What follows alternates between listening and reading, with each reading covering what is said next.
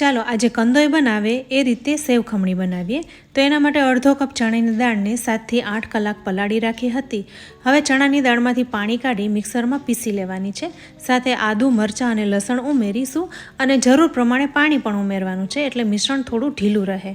આવું કરકરું પીસાઈ જાય એટલે બાઉલમાં કાઢી 10 મિનિટ રેસ્ટ આપી મિશ્રણમાંથી ખમણ બનાવીશું. તો માપ મુજબ પાણી, સ્વાદ પ્રમાણે મીઠું, હળદર અને થોડી એવી ખાંડ ઉમેરી લીંબુના ફૂલ ઉમેરીશું. લીંબુના ફૂલ ઓપ્શનલ છે, તમારે લીંબુ ઉમેરવું હોય તો પણ ઉમેરી શકાય.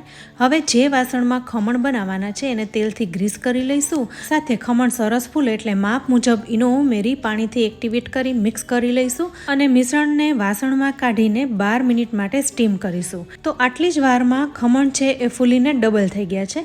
તો ખમણને બહાર કાઢી ઠંડા થવા દઈશું અને એને અનમોલ્ડ કરીશું. હવે આ ખમણનો ભૂકો કરીને ખમણી બનાવવાની છે. તો ખમણનો ભૂકો કરીને ચોખા ચાળવાના ચારણાથી ચાળી લઈશું એટલે એક સરખું ટેક્સચર આવે. હવે આ ખમણીમાં સેવ મિક્સ કરવાની છે. તો અહીંયા તમારે નાયલોન સેવનો ઉપયોગ કરવાનો છે. સાથે એક વઘાર પણ કરી લઈશું. તો એક પેનમાં તેલ મૂકી રાઈ, હિંગ, લીલા મરચાં, કાજુ, દ્રાક્ષ ઉમેરી બધું જ મિક્સ કરી લઈશું. ત્યારબાદ પાણી ઉમેરીને દળેલી ખાંડ ઉમેરવાની છે. હવે આ વઘારને સેવ ખમણીમાં ઉમેરી દેવાનો છે અને મિક્સ કરી લેવાની છે. આ સેવ ખમણીને તેની સ્પેશિયલ લીલી ચટણી સાથે સર્વ કરવામાં આવે છે. સાથે સેવ ખમણીને સેવ, દાડમના દાણા અને કોથમીરથી ગાર્નિશ કરીશું. તો તૈયાર છે સેવ ખમણી.